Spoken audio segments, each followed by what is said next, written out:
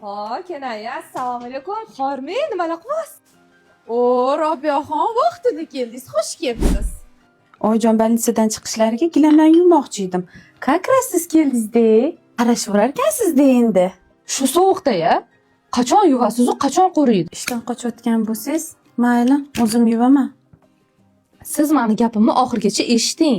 Siz aytayotgan hamma ishlarni karcher bilan hal qilamiz. Bu karcher plisosini olgandan keyin gilam yuvish uchun alohida texnika olish shart emas.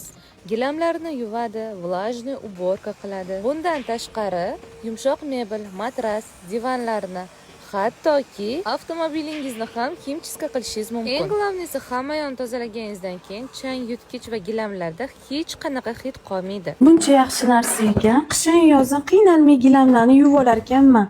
To'ppa-to'g'ri.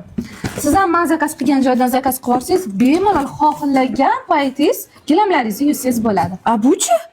Buni men o'zim uyimga zakaz qilganman. Mana ham uyimda gilamlarim bor. Kenaya. Men Karcher bilan ajoyib tanlov boshlanyapman. Sovrin Karcher, yuvuvchi, chang yutgich. Ushbu ajoyib sovrinni yutish xohlaysizmi? Unda shoshiling. Faqat 10 kun bor. Shartlarni esa opsioniyada qoldiraman.